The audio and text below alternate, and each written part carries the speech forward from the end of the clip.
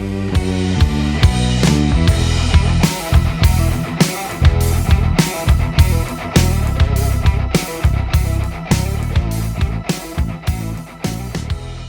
up, everybody? It's the Poppin' T Podcast. Here with your host, Poppin' T. As usual, Poppin' T. Pop, what's the T for today, man? Justin Madubuike is the T. Yes, sir. Let's go, son. 4 years in Baltimore. Got him signed to that deal. $98 million man over the next 4 years with $75 million guaranteed. Locked up our best pass rusher for the next 4 years. I'm hype about it. How you feeling about it? I love it, especially that the cap hit is only $6 million next year, and then 7.5 after that. Just gives us a lot of flexibility to continue to build around that defense, build around Lamar. The man just got paid. Always love to see somebody. Love to see a player get paid. Just got $53.5 million as a signing bonus. I can't imagine what that direct deposit looked like. Seeing that hit your bank account, man, that's life altering for sure. And it keeps the man in Baltimore, like you said. So I'm definitely excited about that. This was a player that when we drafted him, I knew he was going to be something, and to just see him grow year by year to this player that, I mean, he's the second highest paid D tackle in football now. Yeah. Like we really took third round pick in that 2019 draft class and turned him into a $98 million man. Like no one develops defensive linemen better, in my opinion, than the Baltimore Ravens. So big shout out to the Ravens for getting the deal done. Big shout out to Justin Madubuike for getting his bag and hopefully being a main key piece on that defensive line for the next 4 years. Yeah, I would also like to say he was actually part of that 2020 class. That's my bad. And just to see him and PQ both become all pros in the same year, coming from the same draft class.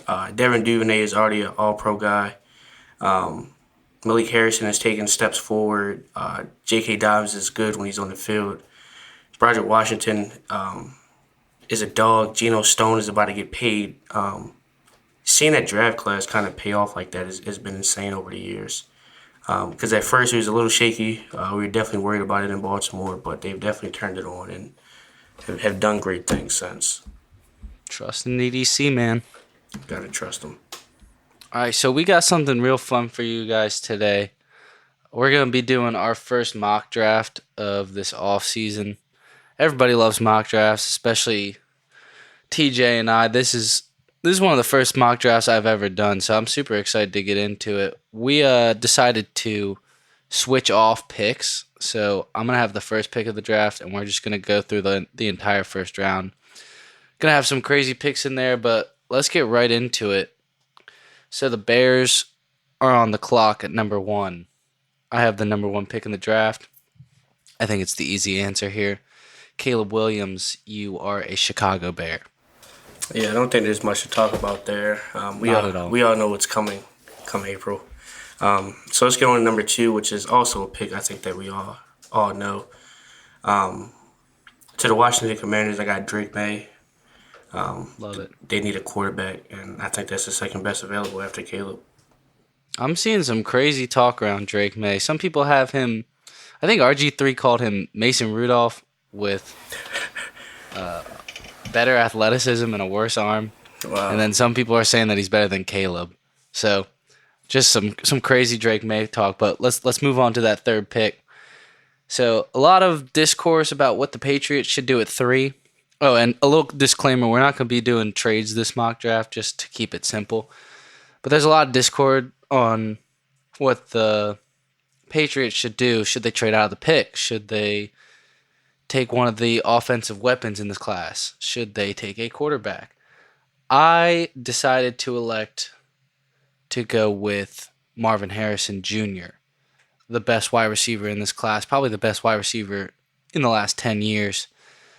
I personally think that this situation that the Patriots have is not fit for a quarterback. So I'm picking Marvin Harrison and hopefully pairing him up with the franchise QB next year. Yeah, I like that pick. Like you said, there's no point in throwing a quarterback into that garbage dump over there. I've actually seen some takes saying that if Jaden Daniels isn't available at 3, that New England might trade down. So I'm interested to see what happens come April. For the number 4 pick, Arizona Cardinals, you took the guy that the Cardinals want, and Marvin Harrison. So I got them taking the second best available guy, Malik Neighbors. We all know what he can do in the field. Had a great combine. Got to give Kyler some weapons. I don't think Hollywood will be back. So I think Neighbors is the pick there at 4. And I don't think the Cardinals are unhappy about that pick at all. I mean, obviously you want Marvin Harrison, but I mean, Malik Neighbors is right there with him. So I think they're happy there. At 5, the LA Chargers, you can go a lot of different directions with this pick just because everyone's aging. You don't have a ton of money. It's just get the best player possible. But I was thinking, I don't remember where I heard it from, but how did Jim Harbaugh win at Michigan? It was the guys up front running the football, just being more physical than the other team. So I think that they will elect to go with their franchise right tackle in Joe Alt. This is a dude that is pro ready right away. 6'8", just an absolute freak in both the run game and the pass game. Plays with great pad level. I think Jim Harbaugh would love having Rashawn Slater and Joe Alt. Yeah, that would be a disgusting duo. It would be. I love that pick as an O lineman. At number 6, you got the New York Football Giants. Oh yeah. You paid Daniel Jones $160 million over 4 years. I don't think a quarterback is an option right now because I don't think any team in the NFL is taking on that contract. So let's help them out, where we can. I got them taking Rome Odunze out of Washington, 6'3", 216. Kid's a dog. We all know it. Almost 1,700 receiving yards, 13 touchdowns. Go get him a big body he can throw the ball to outside. And, let's see if we can start winning some football games again. I love it for the Giants, especially considering they really haven't had a real number 1 wide receiver since Odell's been there. So why not see what Danny Dimes can do with a real wide receiver? I don't know if I appreciate the Kenny Galladay disrespect. Come on now. I don't know if I appreciate that. Worst free agent deal. 100%. All right, so at pick 7, my Tennessee Titans. I'm just kidding. I live in Nashville, that's why I'm saying that. But the Tennessee Titans select Olu Fashanu. You got, hopefully, your franchise guy in Will Levis. You've got some weapons in Treylon Burks and DeAndre Hopkins. But your O-line is terrible. It is terrible. So it's time to get that franchise left tackle, a dude who is a monster, great in pass protection. You gotta protect the franchise guy. So let's do that with Olu Fashanu. Yeah, once again, can never go wrong with picking an O-lineman. At number 8, the Atlanta Falcons. There's one option to me with who's left on the board. That's Mr. Jaden Daniels, Mr. Heisman himself. 40 touchdowns, 4 interceptions. There's not too much to talk about there. Desmond Ritter's been terrible.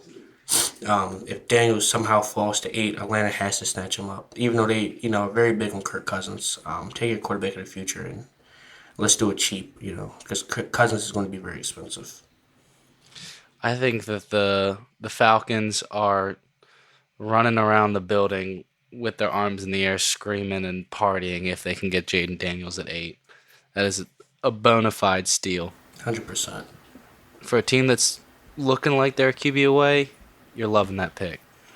So at 9, you have the Chicago Bears on the board again, and they are building up that defense with Alabama's Dallas Turner. This is a dude that showed out at the Combine, great testing scores, and probably the second most pro ready of the edge rushers in this class. I mean, I would say Leatu Latu, another player we got coming up, is a little bit more pro ready, but Dallas has that upside, and for a team that's about to go into a 4-year Super Bowl window with a franchise QB on a rookie contract, let's pair up two freaks in Montez Sweat and Dallas Turner. Good pick there. Make that defense good. The defense is already good. Let's make it better. Love the pick there. Number 10, got the New York Football Jets. Um, to me, their offensive line struggled a lot last year. So to me, I like Troy Fautanu. Correct me if I'm saying that wrong. Out of Washington, um, is a tackle, but will probably end up playing guard in the NFL. But he has the versatility to do both. Had a hell of a combine. He's just a freak athlete. Um, 6'4", 317. The man can play. We've seen the tape. We've seen the film. So let's protect Aaron Rodgers while he's there. And then Fatanu can be a cornerstone of the future for that team. Gotta protect A-Rod. So, at pick 11, the Minnesota Vikings select Toledo's Quinyon Mitchell. Player that really didn't have a lot of buzz before this offseason, but after a dominant Senior Bowl performance and a dominant combine, he's looking like corner number one in this class. And for this Brian Flores defense that didn't really have any dominant secondary players, I think Brian Flores is very happy to have CB1 in this class. Definitely. Going on to number 12, the Denver Broncos. We just all saw what happened with Russell Wilson. They'll be eating $85 million worth of cap from releasing him. So obviously they have to replace him ASAP. I got them taking Michigan Wolverine, J.J. McCarthy. Didn't throw the ball too much at Michigan just simply because of how dominant the run game was. But had a 22-4 touchdown interception ratio, 88.2 QBR, which ranked third in college football. Gotta find a replacement for Russ, and I think that's the best quarterback available on board. I think Sean Payton would be very happy to be able to mold this guy into a QB that can really fit his system. He's got great speed, great arm. He'd be happy with this pick. He's a winner. 100%. Winner as well. So, at 13, I'm going another corner here. The Las Vegas Raiders select Alabama's Terrion Arnold. This was the CB1 before Quinyon Mitchell burst onto the scene. This is a dude that is great in zone and man, and I think Vegas is happy to add anyone in that secondary after a year where washed Marcus Peters is the best player you can trot out there in your secondary. Yeah, they definitely need secondary help over there. It's no question. Crosby can get home, but they need the guys back deep to help him out, make his job a little easier. Going down to 14, the New Orleans Saints. To me, they need O-line help. Trevor Penning hasn't turned it on. He hasn't been the guy that they were hoping he could be. Once again, correct me if I'm wrong. There's a lot of hard names in this draft. I got them taking Talise Fuaga out of Oregon State. Had a great combine, great season. I think he could be a difference maker over there immediately. I love the pick because you got issues both tackle spots, and Honestly. this is one of the most important positions on that offense, so gotta get it. 15, I got the Indianapolis Colts after a long slide taking Brock Bowers, the tight end out of Georgia. I absolutely love this pick. I love this fit for Indianapolis. Brock Bowers is a player that, honestly, I probably have him as a top 5 player in this draft class. He's that good. And every time I watch Brock Bowers, I'm stunned by what he can do on the football field. So I think Anthony Richardson is loving this pick. Seeing a dude that can play all over the field, not just lined up at the tight end spot, and can take screens to the house, can go up and moss people, crazy yak ability. So I love the pick for Indianapolis. I love it too. I'm always a fan of surrounding young quarterbacks with talent, and Brock Bowers is definitely talent.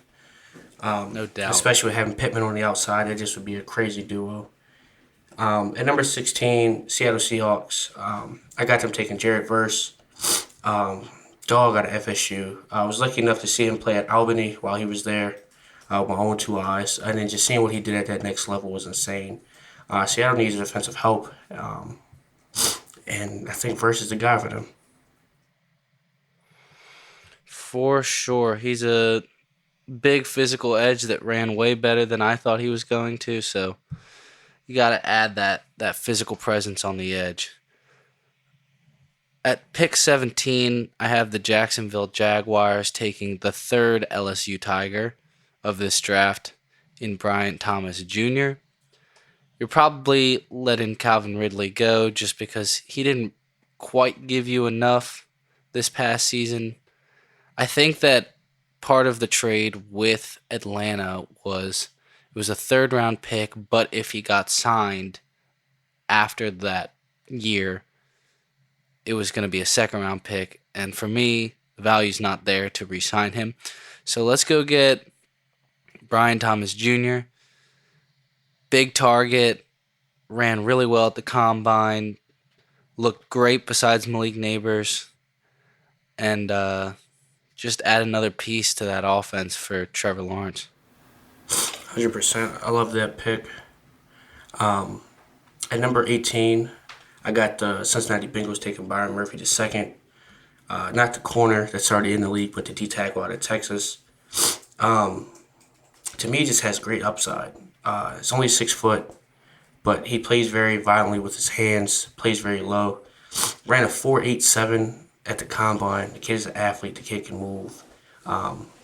So I would hate to see him twice a year with him being in Cincinnati, but I think Bengals fans would love that pick.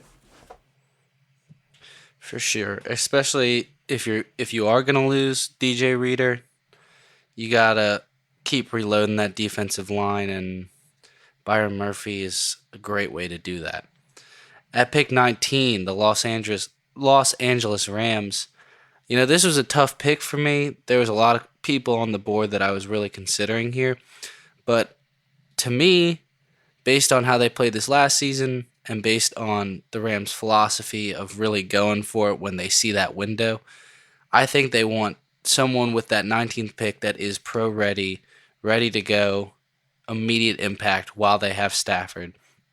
And to me, that guy is Leatu Latu. You know, you got a lot of great production out of your rookies in what was that? What was his name? That edge rusher that they had. I know exactly what you're talking about, but it's not coming to me. Keep going, and we'll get back to it.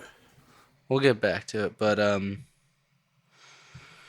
either way, Leatu Latu has every pass rush book in or every pass rush move in the bag, and I think that him and Aaron Donald would wreak havoc right away, and that would be a scary combination and be a great defensive line, probably one of the better defensive lines in Los Angeles that I've seen in the last couple of years.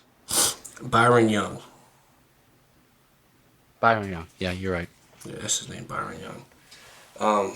Yeah, I think Latu over there would be disgusting, especially with Byron already on that D line, Aaron Donald. That would wreak havoc for sure. Latu went to Washington, right? Nah, UCLA. Yeah, you're right. Yeah, Los Angeles kid, so he wouldn't be going far anyways. At pick 20, Pittsburgh Steelers, I got Jackson Powers Johnson, Oregon kid, so you know I'm a little biased. By far the best center in the class. Athletic freak. Played some left and right guard his first year.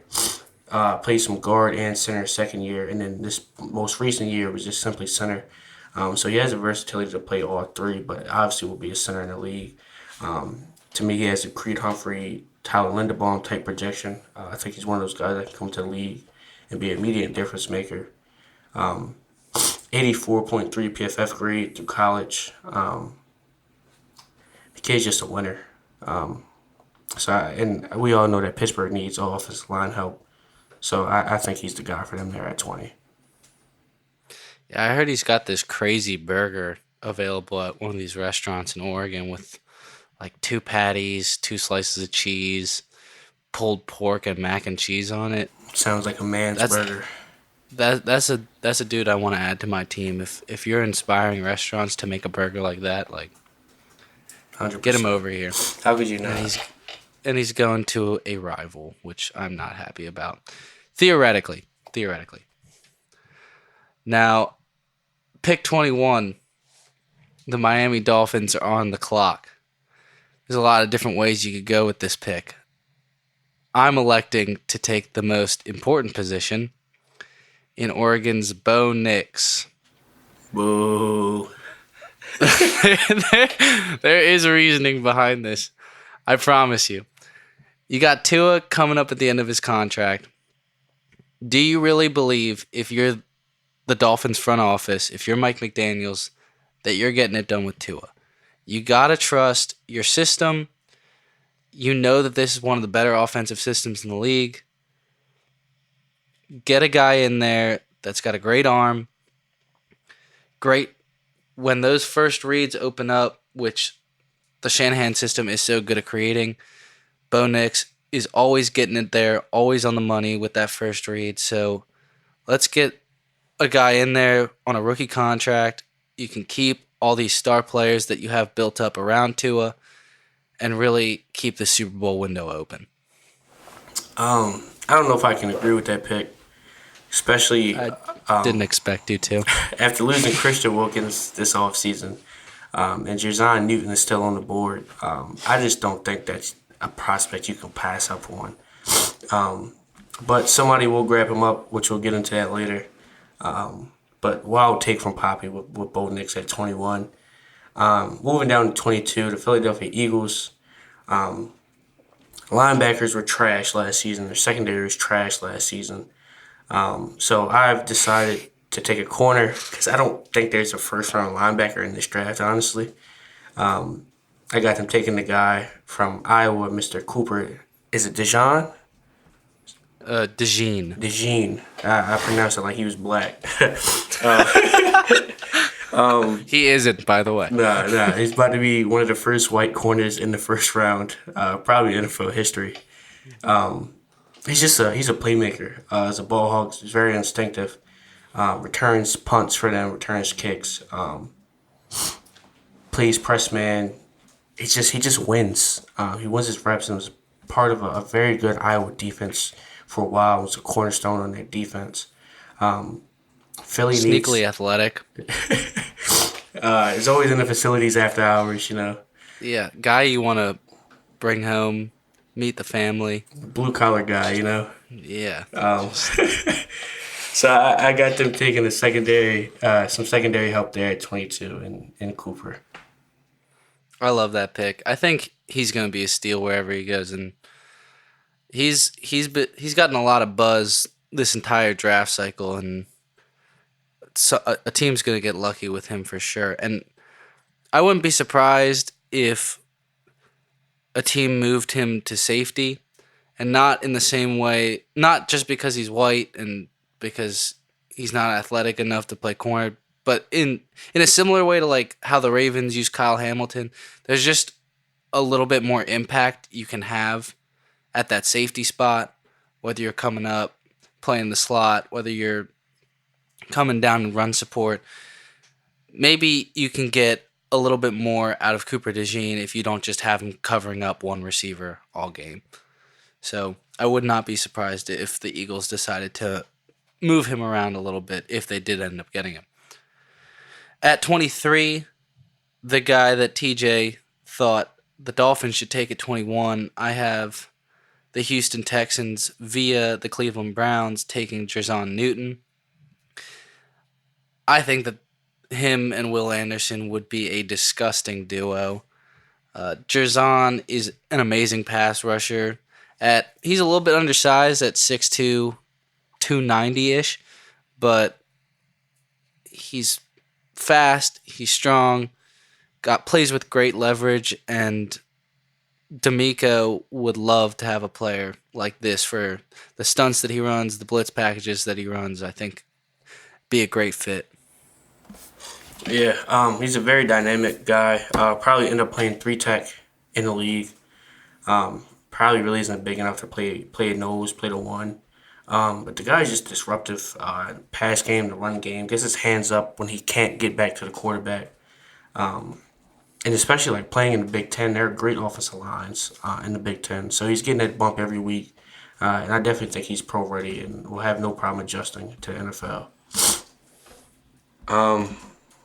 What do we got next? Hold on. My Dallas. computer's obviously my computer is lagging for some reason. But I memorized the pick. I got Dallas Cowboys taking J.C. Latham out of Alabama. Obviously, with Tyron hitting free agency, they're going to need offensive line help.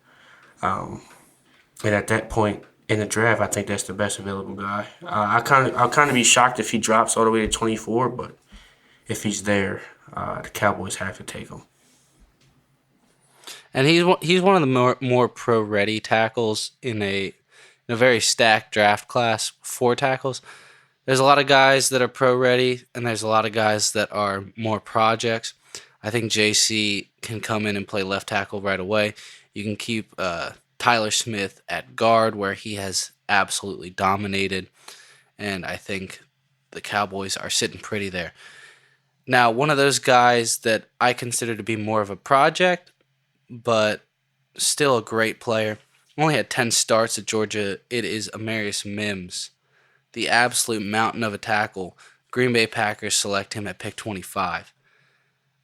You know, David Bakhtiari has had major injury issues the last couple of years. You have your new franchise quarterback in Jordan Love. You got to be able to protect him, and Amarius Mims is certainly a way to address that. Green Bay always seems to be able to nail these offensive line picks no matter where they pick that player, and I think they are going to love Amarius Mims. I 100% agree, especially with Bakhtiari, him being injured these last couple years. I think that'd be a great pick for them. At 26, I got a Tampa Bay Buccaneers taking Dean Chop Robinson out of Penn State. Just absolutely killed the combine. 6'3", 254, ran a 4.48, 1.5 14-yard split. I just think they need that. They need that edge rush, especially after letting Shaq Barrett go. They need that help there.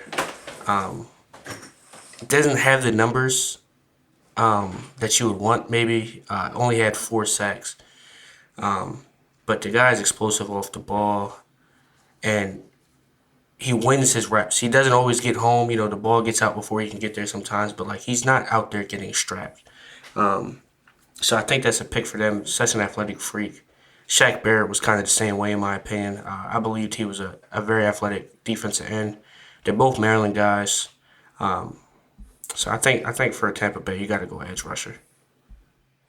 Yeah, they keep making these edge rusher picks, and I think it's a good idea to keep making those picks based on how they haven't had the best luck of doing it, but you just got to keep the edge rushers coming in. I would say, who was the guy they drafted? Was it last year? Was it Joe Tyron or something like that? I think he wears number 9. Joe Tryon Shoyinka. Yeah. Yeah, he was all right, and then they drafted Logan Hall with pick 33, who is kind of a tweener type. I think he weighs like 285, but neither of them have really come in and been a serious impact, and I think Chop really could be that right away. He's got crazy bend, and you can't teach that kind of explosiveness that he has. He almost looks like prime Von Miller, like getting like how low to the edge. I mean, not to the edge, but how low to the ground he gets. It's honestly insane. If you can add some of those pass rush moves, that's a high ceiling edge rusher for sure. Pick 27, the Arizona Cardinals have the Texans pick here, and this is a team that's pretty much devoid of talent on the defensive side of the ball, so I think they're looking at any defensive player left available, why not take the fastest corner in the draft in Nate Wiggins? I think that you can add anyone in the secondary, but for Nate Wiggins to fall this far, I think you're very happy if you're the Arizona Cardinals. 100%. Cornerback out of Clemson. Yeah, I can't be mad at that pick. Um, what are we at? 28. 28. Yeah, 28. For the Buffalo Bills, I got them taking wide receiver Keon Coleman out of Florida State. Didn't necessarily have the best combine, and doesn't necessarily have the best stats. But I think he can go make an immediate impact on that team next to Stephon Diggs. He only ran a 4.6, which isn't slow, but like just because of how fast guys are now in the league, like it seems slow. But can push the field vertically. It's a big body wide receiver. Can go up and get it, sticky hands. And he goes up and gets that jump ball. And just playing with Josh Allen, quarterback with that strength of an arm, I think that can really help and open up their offense, especially if you can play Stephon more in the slot. We know how dynamic Stephon is, so I think Keon would just make his job a little easier. Yeah, I agree. And Keon may not have had that 40 time, but what's that drill where they run across the field as like a dig and then they catch the balls from each direction and then take off? It's called the gauntlet, right? I think it's called the I gauntlet believe drill. so. But for his gauntlet drill, he was like the only wide receiver the whole day that was consistently hitting 20 miles an hour across the field. So while he might not have that track speed, he has that play speed, which obviously is far more important. So obviously there's some players that just don't run that fast in the actual 40, and I think Keon's not going to struggle that much with his speed in the league. So at 29, getting towards the end of this, I have the Detroit Lions taking the second Alabama corner, the one with the cooler name, Kool-Aid McKinstry. Maybe not the technician that Terrion Arnold is, but a little bit better of an athlete. Detroit, one of the only areas that they're lacking is that secondary, and let's add a young guy. It's a little bit of an older secondary right now. Maybe not at safety, but the corners are a little bit older. So let's add a young guy with a dope name, and let's improve your weakest spot. Yeah, I agree with that. Secondary definitely needs help. I'd like to see them add Stephon Gilmore in free agency as well, but I love the Kool-Aid pick there. I got lucky. We're getting the even numbers. I got pick number 30, our very own Baltimore Ravens. I got them taking Graham Barton out of Duke, offensive lineman, 6'5", 313. I really just think it's about time for them to move on from Ronnie Stanley. It's tough. Yeah, it I is. agree, but it's tough.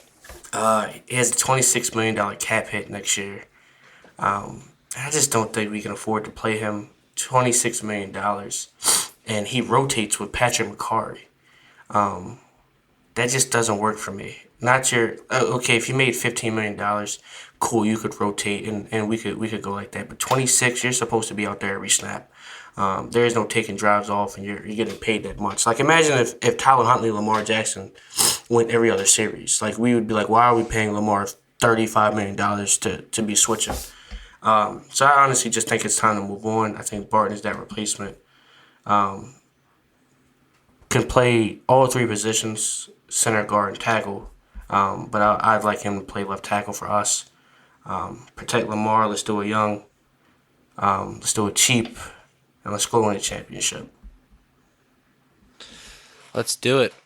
It's tough to see Ronnie potentially going, but it's probably time. At pick 31, I got the San Francisco 49ers taking another tackle. That's 1, 2, 3, 4, 5, 6, 7 off the board so far. I got them taking Oklahoma's Tyler Guyton. It always seems like Oklahoma offensive linemen do a great job. And for a team that kind of struggled on the offensive line, except for Trent Williams, who isn't a spring chicken anymore, let's just add someone to protect Brock Purdy on the right side in Tyler Guyton. Yeah. I know I said it before. I just can never be mad with taking an offensive lineman. It's not the sexy pick, but it always feels like a good pick. 100%. And to wrap it up, sadly, he's your 2-time Super Bowl champions, Kansas City Chiefs. I got them helping out Pat Mahomes, taking another weapon, and Adonai Mitchell out of Texas. AD. 6'2", 205, man. I almost cursed. Ran a 4.34 40. A 4.34. Imagine a 6'2" Tyreek Hill. It'd be crazy. Oh my god. I think they've already decided to move on from MVS. And this is. I think they cut him already. Yeah, I would say. Yeah, I'm pretty sure they did. And this is his replacement right here. 55 receptions, 845 yards, 11 touchdowns last season. Averaged 15.4 yards a catch, which means he can obviously take the top off. I love this pick for Kansas City. As a football fan, but as a Ravens fan, I hate it. Him, Travis Kelce, Rashee Rice, and Patrick Mahomes, Isaiah Pacheco on one field, that would be a disgusting offense. That would be disgusting. And him and Rashee could not be more different of players, but it would definitely work very well having that flexibility. But we're getting to the end of this. Or we are at the end of this, but we're getting to the end of the episode. Who's your steal of the draft? My steal of the draft has to be Jaden Daniels falling to 8. If he falls to 8 and Atlanta gets their quarterback, I don't think there's any better than that. Yeah, I'll go with my. I mean, I agree. I think that is a steal of the draft, but I think Brock Bowers falling to 15 is crazy, and I think that the Colts would be so happy to get him there. Brock Bowers he might be my favorite player in this draft. He's so sick. So yeah. If the Ravens didn't have 2 sick tight ends, I'd be like, I want Brock Bowers. I still want Brock Bowers. Yeah, to see him kind of go from like a certified top 5 pick to possibly dropping out of the top 10 is going to be insane to watch. But I definitely think it's possible to happen this April just because of the needs of all the teams that are sitting in the top 10. And nobody needs a tight end, you know? I don't mean to say that with any disrespect to the tight end position, but there's always a more important position on the field. Quarterback is more important. Wide receiver is more important. Tackle is more important. Honestly, center is more important. So it's just one of those, it's like a luxury position, you know? If you have the potential and the opportunity to take them, you take them. But if you have more pressing needs, you just can't take a tight end in the top 5. So he'll definitely drop because of that. But he'll still be a hell of a player for the Colts. Him, Ant Richardson, Jonathan Taylor, Michael Pittman would definitely cause problems for years to come in the AFC South. For sure. Well, that's going to wrap up this episode. Thanks for sitting in with our first mock draft. Get ready for some more off-season content too, especially with free agency rapidly approaching and the draft after that. But yeah, thanks for listening to our first mock draft of this off-season. Always love seeing y'all, or I guess y'all seeing us. Let's get them out of here. Let's get them out.